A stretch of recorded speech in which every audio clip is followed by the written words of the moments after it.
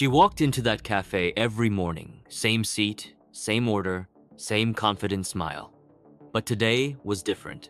Today, she sat at the wrong table. Across from her was a man no one seemed to notice, a black single dad just trying to enjoy breakfast with his little girl. What happened next wasn't loud, but it echoed through every heart in that room. In a world quick to judge, one simple moment revealed everything we try to ignore. Because sometimes, the smallest decisions expose the biggest truths. Angela Bennett was the kind of woman people noticed the moment she walked into a room. CEO of a fast-growing marketing firm, every step she took was calculated, confident, controlled. Her mornings were sacred, a quiet stop at her favorite downtown cafe before the chaos of boardrooms and deadlines. She liked routine, familiar faces, predictability. That morning felt no different. The sun poured through the windows, casting a soft glow on polished tables and half-finished lattes. Angela scrolled through emails, barely looking up as the barista called her name. Across the room, a man helped his young daughter stir sugar into her cocoa, their laughter soft but warm. No one seemed to notice them, but they noticed everyone noticing them. Angela didn't mean to take the wrong seat. It was just a mix-up, a moment of distraction. But as her eyes met his, something shifted in the air, something unspoken but heavy. She didn't know it yet, but this ordinary morning would unravel everything she thought she understood about respect, privilege, and what it truly means to see another person. At first, it was nothing, just a small, polite mistake. Angela had sat down, opened her laptop, and started typing. The man across from her looked up, slightly confused but gentle. "Excuse me, ma'am," he said softly, his voice calm, his daughter clutching her teddy bear beside him. "I think this is our table." Angela blinked, embarrassed. She was sure she had chosen the one she always used. She glanced around, noticing the other empty tables, yet somehow she had picked theirs. "Oh, I'm so sorry," she began, gathering her things. But before she could move, a voice from the next table spoke, low but sharp. "You don't have to apologize," a woman muttered. "You were here first." Angela froze. The man gave an awkward smile, lifting his daughter into the next seat. "It's all right," he said, his tone kind but tired. "We'll move." And then Angela saw it, how the barista hesitated when taking his order. How people's eyes followed him, not with interest, but with quiet judgment. The whispers, the subtle stares, the tightening in the air. It wasn't about a table anymore. It was something else, something she'd never felt pointed at her. Her stomach twisted as she watched him hand over cash, only to be told, "We're cashless, sir."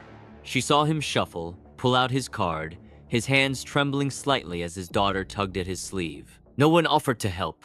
No one spoke, and yet everyone saw. Angela sat frozen, her perfectly rehearsed world suddenly cracking. She wanted to say something to fix it, to apologize again, but her silence felt heavier than any words she could find. The man's card declined once, twice. The barista sighed. Someone snickered from behind. Finally, Angela stood up. Every head turned. Her heart pounded so loud it drowned out the cafe chatter. She didn't have a plan. She just knew she couldn't stay quiet. "Put it on my tab," she heard herself say. The room went still. The barista hesitated, eyes darting between Angela and the man. "Ma'am, that's not necessary." "It is," Angela said, steady now. "Please." The man's eyes lifted to meet hers, surprised, cautious, searching.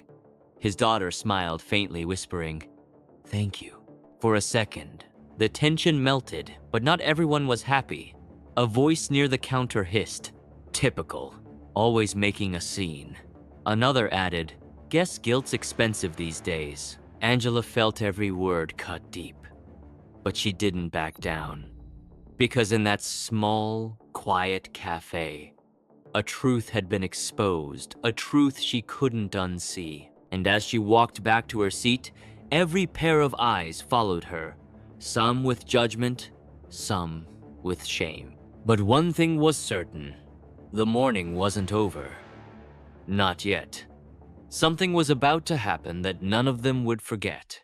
The cafe had gone silent, too silent.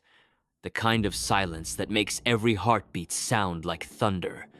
The man stood there, his daughter clutching his arm, as the barista leaned across the counter. "Sir, I told you, your card isn't going through," she said again, louder this time, as if volume could make the problem his fault. Angela felt her throat tighten. Around her, whispers rippled like poison. Someone muttered, "Figures." Another snorted. The man's daughter blinked up at them, confused, her voice small. "Daddy, can we just go home?" He tried to smile, tried to protect her from what she was too young to understand. "Just a minute, baby," he murmured. Then, quietly, he reached for his wallet again, but his hands shook. Not from anger, from humiliation. That's when it happened.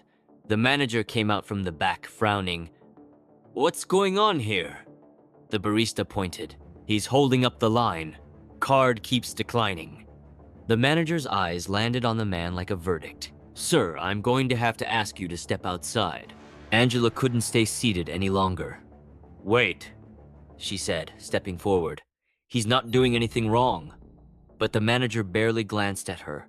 "Ma'am, please don't get involved." The man's shoulders dropped. His daughter began to cry. Every person in that cafe watched, but no one moved.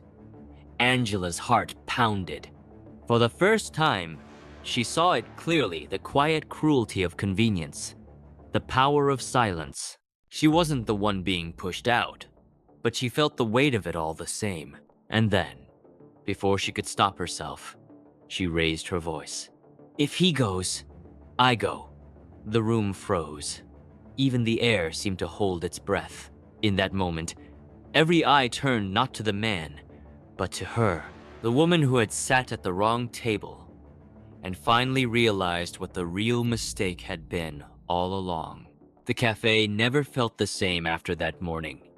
Angela stood there beside the man and his daughter as the tension broke, not with applause, not with understanding, but with silence. The manager hesitated, unsure, then turned away. The barista lowered her eyes. Slowly, the man gathered his things, thanked Angela quietly, and led his daughter out into the sunlight. He didn't shout. He didn't argue. He just left with the same quiet dignity that had made everyone else so uncomfortable. Angela sat back down, her coffee cold, her laptop forgotten. She stared at the empty table where they'd been moments before. It was just a table polished wood, 2 chairs, but now it felt like something else. A mirror. For the first time, she saw herself not as the CEO with the right words or the right image, but as a person who had spent years walking past moments like this one. She realized how easy it was to believe she understood, to post about equality, to speak about fairness in meetings, and yet remain silent when it truly mattered. That day changed her. It didn't fix the world, but it opened her eyes to one truth. Silence is a choice, and so is courage. Somewhere, that father and his little girl went on with their day. Maybe they forgot her face, but Angela would never forget theirs. Because sometimes, it only takes one ordinary morning to expose everything that's broken and to remind us what still needs to change. Racism doesn't always shout. Sometimes, it whispers in polite rooms, hidden behind rules, smiles, and comfort. The question is, when it speaks again, will we stay quiet? Or will we finally speak louder than the silence?